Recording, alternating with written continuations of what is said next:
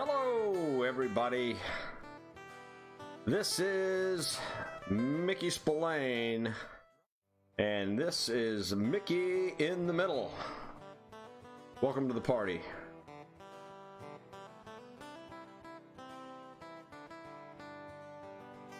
All right.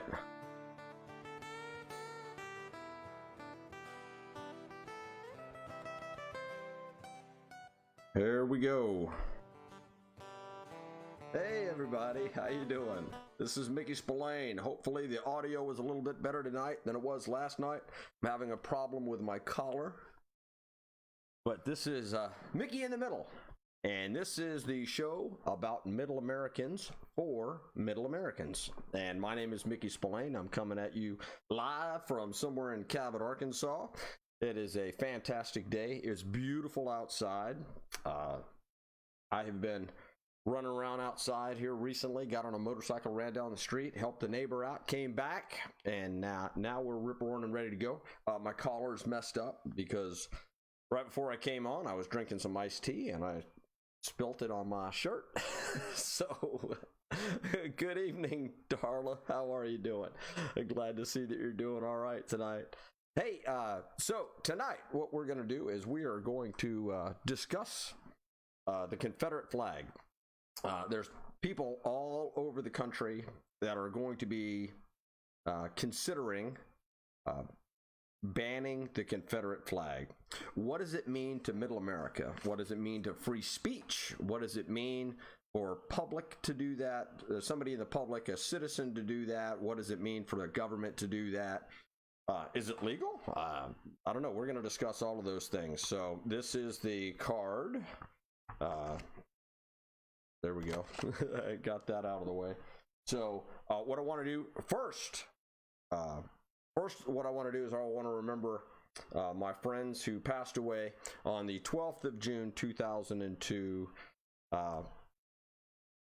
This right here is Tech Sergeant Sean Corlew and Staff Sergeant Nessa Shiro. They were a couple of friends of mine that were in an aircraft accident in Afghanistan on June 12, 2002, and this is the anniversary of their passing. They were serving their country. They were heroes. They were incredible human beings that were out there in service to their country, keeping everybody free. I just wanted to take a minute to remember them and everyone else that has passed away in service to their country.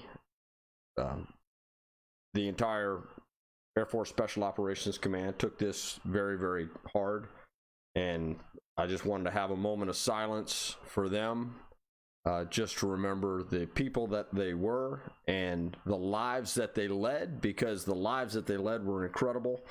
And so if you will please join me in a moment of silence, I would greatly appreciate it.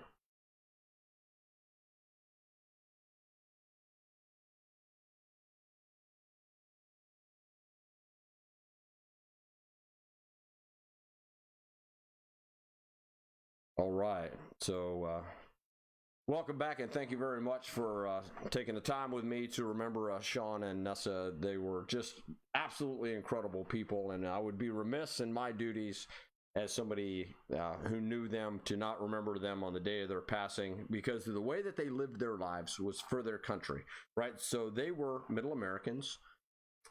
If you look at their life, it was just like many Middle Americans, but what they did is they raised their hand to support and defend the Constitution of the United States against all enemies, foreign and domestic. They were both loadmasters on an MC-130 that was in Afghanistan. After they loaded up the airplane and they took off, they had some problems with the airplane. They crash landed in Afghanistan and they passed away. But that's only part of their story. See, the rest of their story is that they were awesome people. Nessa was just an incredible joy to be around. She is remembered as a person that was so good at her job. She was one of the first women in the Air Force Special Operations Command, and she did such an outstanding job that she will be remembered forever in the command. Sean Corlew was a very good buddy of mine. Amy, if you're watching, Prayers up for you on this day. A lot of people were affected by this, but Sean, he was funny. He was engaging. Everybody loved him. He just liked to have fun. And if there was going to be a party, Sean was going to be there. Amy was going to be there. It was just a fantastic couple. And we just want to remember them and wanted to let you know a little bit about their lives, right? So when people in the service pass away in service to their country, that is a very difficult situation. But I like to remember them for the people that they were, the families that they raised and were part of, because I want to celebrate the joy of their life and the joy that they had while in service to their country. So there we go. So, all right, let's move on to some other things. Okay, so last night I got a message from my, I'm going to say friend. Let's just go with friend. And she basically said, not all 536 politicians need to be fired. There are some very, very, very good politicians out there. And she is 100% right. There are some excellent people that are serving in the House of Representatives and in the Senate. And we've had some excellent presidents. And so the question is, I'm not going to ask you to vote for any of them. What I want you to do is I want you to seek the truth. And I want you, because here's what the thing is. I stopped watching. So I was very conservative. And then I started watching different TV stations. I started listening to different radio stations, and I started expanding my mind a couple of years ago because I kept having these conflicts between the far right and the far left and what they were saying. And this show was born because I have some liberal friends of mine that are incredible people, and they have very valid points about some of the things that are happening in our country. So, Paul, I'm going to give you a shout out. I asked Paul to be a co-host on the show, and he is considering it because he is more liberal and he is more left than I am. I am a little bit more right than he. I'm a little more right than of center, but I am center, and Paul is center. And we get into discussions where we can actually talk, and we can talk about the issues, and we can discuss it in a civil manner. And we can get a little jab in every now and then, but I know that Paul loves me, and I love Paul. And that is the kind of conversation that I want to have for the entire country. The conversation has been taken over by crazies on the far left and on the far right, and we don't need them, because if you take 20% of the crazies on the left and you take 20% of the crazies on the right, that leaves 60% of the people in the middle, so that we can actually have meaningful discussions. And when we have meaningful discussions between Democrats, Republicans, and independents, we can make good, informed decisions about the direction of our country and the philosophy. So when I got that message that said, not all politicians are bad, I have to agree, not all politicians are bad. However, the environment in Washington is toxic. When they will not even talk to each other, when they have venom in their hearts and in their minds. I'm going to tell you, I read the Mueller report, I read the Horowitz report, I read the congressional records, I read everything on the impeachment trial. I read everything about the House of Representatives. I watched all of that. It was pure bullshit. And I'm telling you right now, I'm so mad at some of the people that are in our government that have, I believe, betrayed the trust of the American people by misinforming us of what is really going on. I don't know who, I've got who I think is guilty of this, but I'm going to tell you right now, from what we now know about the start of President Trump's term, that was pure collusion, lies, deceit, and then newspapers got Pulitzer prizes for putting out bad information that was later proven to be false. And if the truth be told, you can seek the truth and you can find the truth. The COVID-19 thing is the latest example. What the hell is going on? I don't know who gets it, who doesn't get it, whether I'm supposed to wear a mask, whether I'm not supposed to wear a mask, whether I'm supposed to stay at home. They have two sets of rules for churches and everybody else. Then they have a set of rules for protesters and people in parks. And I look at that and I'm like, I am so confused. So I have to go to my state, Arkansas State, and I have to go look at what the local rules are about gatherings and about masks and about suggestions and about businesses open. And we're now in phase 1 of the reopening. Phase 2 has been delayed.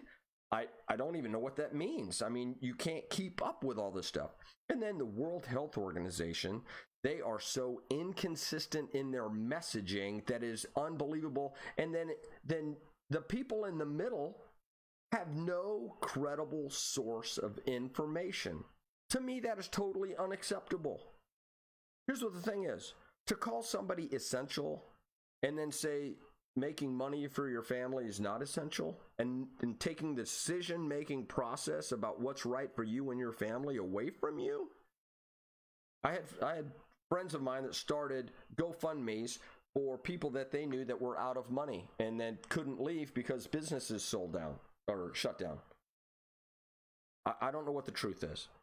So today, what we're going to do is we're going to talk a little bit more about what's going on in the country. And today I wanted to do two things. The first thing, I wanted to show you guys the post that I put out about starting this show. And I said, yesterday I decided I'm going to make a difference in the world and I would like your support. I have a Facebook page called Mickey in the Middle. The concept is simple. Most Americans want the same thing, a system that works for all Americans, peace, to live in good neighborhoods, to be treated with respect, a great place to raise our children, food on the table, an affordable roof over our head, a good medical system, life, liberty, and the ability to pursue our own happiness and economic security. Doesn't that sound like a good deal right there? Doesn't that sound great? Isn't that what you want? That's what I want. I want all of those things, right? A great place to raise our kids, food in our bellies, roof over our head. Our country seems to be on an economic downturn. So it was way, way up, and then it came down because of COVID, and now it seems to be going back up. So the question is how do we make a slice of the American pie available to everyone? That's what my big question is. How do we accomplish those goals? We have to do it together, right? So the question is how do we get there? I believe the answer is through a middle American philosophy that is based on reason, the truth, and a system that works for everyone. I'm going to be here Monday through Friday, 8 p.m. Central, and I will be discussing topics that actually affect all of our lives.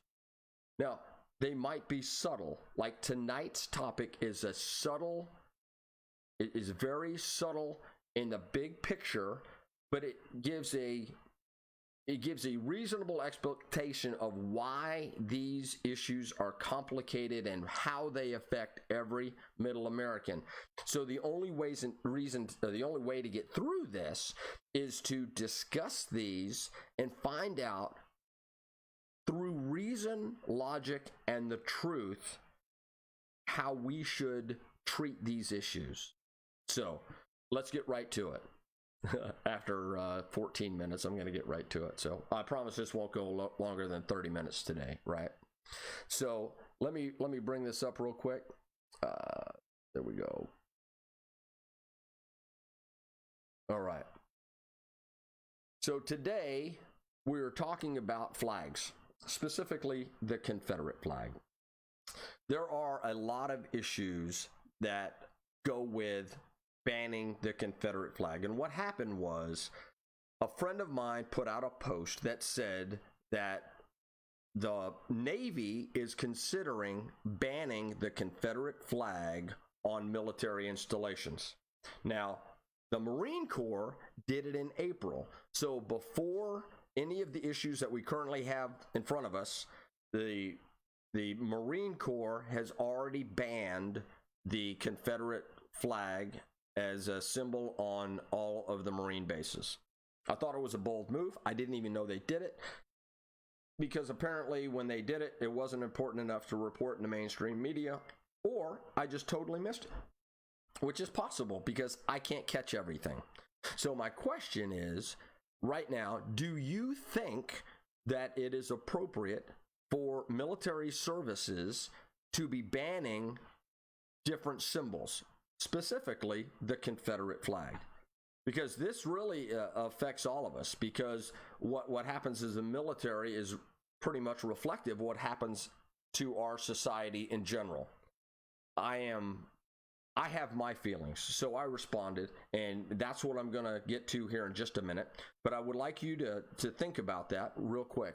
You know, what do you think about the Confederate flag being banned on military installations? So here's what my response was. All right, so my response was that, specifically speaking of flags and symbols, we can pretty much all agree that flags and symbols represent ideologies and philosophies. It is generally accepted by most Americans, but not all Americans, and that's important, that the United States flag represents the Constitution, individual freedom, and the American way of life, right? So that's the United States flag. So the question, in the same vein, it also holds true that most Americans agree, but not all Americans, that the Confederate flag stands for the states seceding from the Union, economic separatism, and the support of the subjugation of an entire demographic based on the melanin content of that demographic's skin. So, here's why that's important. Back in the mid-1800s, there was a lot of conversation about the economic stability of the United States of America and how they were going to handle that. There was discussions between the northern states, which were more industrialized, and the southern states, which were more agrarian, agriculturally based, and they employed slave labor, right? They employed, they did something. Listen, everybody knows that the South had slaves, right? That's not really in question. But the real question was the Union, the rest of the United States, going to let the southern states secede and become their own country? And some very brave people said, no, that is not right. We are guaranteeing rights. You have signed on to this thing called the United States of America, and you're in this. The second thing is that they wanted economic separatism, right? So they wanted to separate themselves from the states for the economies, right? But the third and the big thing that was really the driving factor was the fact that slaves were being used to set up this agricultural environment and to keep it running. Now, a lot of people want to blow that off, but here's what the deal is. It comes down to three things. It comes down to seceding from the Union, economic separatism, and then slaves. So the symbols of the Union and the symbol of the Confederacy really meant a lot to both sides of them. So the question is what those symbols mean. And that is where the next part of my comments go to. Beyond what any flag means to an individual, we should also consider what flags mean to others. The Confederate flag holds deep negative connotations and is offensive to many, many Americans. Most Americans believe, but not all, that the Confederate flag stands diametrically opposed to the philosophy represented by the United States of America. With that said, in respect to flags on military installations, the military reserves the right to restrict and limit many constitutional rights in order to maintain standards, discipline, and morale. Some examples are constitutional rights. Limitations on constitutional rights are limits on political speech and Second Amendment restrictions. See, when you serve in the United States military, you sign up to protect and serve. And so they want the United States military being apolitical. It's a good idea. We don't want the military being part of the right. We don't want the military being part of the left. So they just ask, well, you serve your country, you remain apolitical. You serve at the behest of the President of the United States under direction of the chairman of the Joint Chiefs of Staff, the chiefs of all the services, and that is all run by the Secretary of Defense. So the Secretary of Defense gets the orders from the President. They then tell the secretaries of the Army, Navy, Air Force, Marines, whoever's running the admirals and the Coast Guard, I think, is on the chairman of the Joint Chiefs, in the Chiefs of Staff. And then the civilians control the military. So for those of you who did not know, the military is totally controlled by civilians. That keeps the military from getting a big head and doing stupid stuff that nobody's going to like, right? So the military is run by civilians. We want those civilians to be apolitical as much as possible, but to ensure that the United States military and through the constitutional method has instituted something called the Manual for Court Martials, which is based on the way that the military is run so that we can... Listen, if you don't show up for work for the military, that's a crime. If you don't obey the orders of officers appointed above you, that's a crime. So what they do is they limit speech in the military. So in that vein, because you can restrict Second Amendment rights and say, hey, look here, you can't bring your personal weapon on a base. We're going to restrict the fact that you ever seen truck nuts? I've seen commanders, those go on the back of trucks, and some folks think that they're funny and hilarious, but they restrict bumper stickers and truck nuts and t-shirts that say offensive things. So the military has all kinds of restrictions on free speech and free expression of speech. So that's just one of those things. So with that in mind, right? Getting rid of the Confederate flag on military installations is no different. This action cannot be conflated with constitutional rights guaranteed to every non-military American citizen. Therefore, it is well within the purview of the Department of Defense to prohibit any symbol, including the Confederate flag, which is a detriment to the good order and discipline of our armed forces. Now, that was very important. What happens in the military can be directed by the military because they have a different justice system than everybody else, and in order to maintain good order and discipline. But that does not apply to free speech of every single American. See, an American has the right to free speech. That is only restricted by libel, endangering the lives of other. There's a couple other things, right? So you cannot impugn somebody in speech, otherwise they can sue you for defamation of character. You can't libel somebody, you can't defraud somebody. So we have limits on the free speech, but for the most part, if you are just doing free expression, you get the right to do that. So now what's happening is NASCAR banned the Confederate flag. They said, hey, look here, we don't need the Confederate flag on any of the cars. We don't need it on any of the people. We don't need it on purses. We don't need it on boots. Don't bring a Confederate flag to a NASCAR event. Because they're a private entity, because they're a private company, they can do that. They can say, hey, look here, we don't want to have any of that on our property. So if you want to come on our property, you're going to have to live underneath those rules. So the question then becomes the difference between an individual and a company. So the company can restrict things, but now the government wants to go and ban the Confederate flag. So can the government limit free speech if it offends someone? Well, I'm going to tell you right now, they can do it. But as soon as somebody challenges that, that's going to go right through the courts, and it's going to go straight up to the Supreme Court.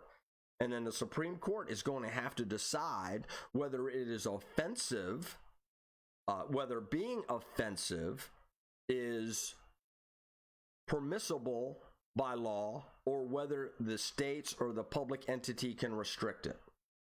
Here's what the deal is. It does not look good for banning Confederate flags in a state, in a territory, or in public buildings and everything like that. You want to know why?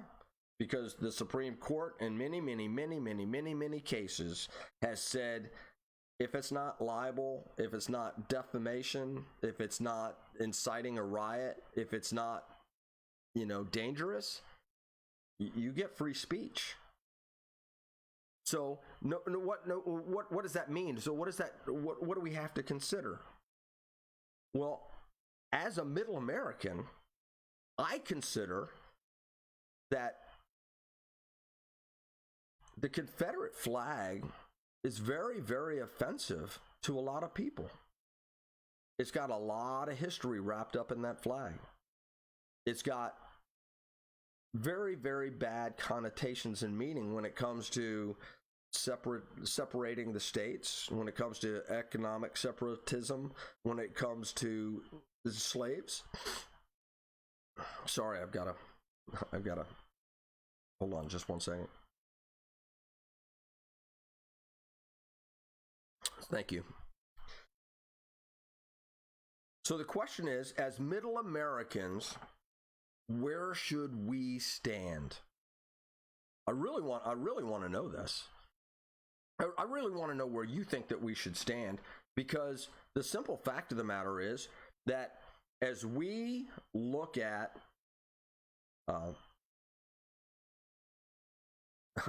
man, I hope I'm still live. I hope I didn't just lose the feed. All right. So as we consider what the position of middle Americans should be, we need to keep our free speech for everyone. But we are going to ask people to not be offensive. So here's what the thing is.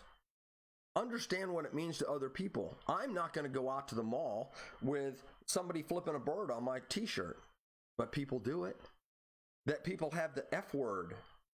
People do it. It's offensive to so many people. But the question is do we keep free speech and say that all of those people are not what we believe in, or exhibiting things that we don't believe in, and we put up with that so that we can have free speech and we can raise any type of flag that we want, right? Let's say it's a St. Patrick's Day flag. Well, some people might find that offensive. Let's say that it is the rainbow flag that's being used by gays and lesbians and trans community, right? Some people might find that offensive. So there's a whole bunch of different flags out there that are offensive to a lot of people. If we start banning flags, we're going to start banning flags. We're going to ban hats. We're going to ban shirts. We're going to start banning everything. Can't we just decide that military, because it's a separate judicial system, has the right to restrict free speech on their installations? Can we decide that the judicial system will determine whether something constitutes as free speech or hazardous speech? And then can we just say that as citizens, because we have the First Amendment, which guarantees free speech right and the rights to the press to say whatever they want, that we can preserve that for ourselves, but just understand that people that do something that we don't like have the right to do that, but we also have the right to say that that is in poor taste, it is offensive to me, and I don't like that, and because of that, I cannot support you. And I don't want to be around you. So if you don't want to be around a Confederate flag and there's a Confederate flag there, just leave. You don't have to go beat the person up. You just have to go, dude, that's not cool. I don't agree with you. Hey, look here. I dislike an Easter flag. Easter flags are wonderful for some people, but they're offensive to others. What about the Knights of Columbus flag? What about the flag of one of the Muslim states? What about a flag that has a Jewish symbol on it? See, people can find all of those things offensive. If you look around, you can find things that are offensive everywhere. Just go to the mall. Holy smokes, they've got t-shirts for sale that say some horrible things. Go on the internet. You want offensive? They've got offensive everywhere. So here's what the thing is. This is my personal belief, and then this is what I'm going to end on. So as far as the Confederate flag and the restrictions on the Confederate flag, this is what I've said. On a personal note, I've never been a fan of the Confederate flag because I thought that it undermined one nation, under God, indivisible, with liberty and justice for all.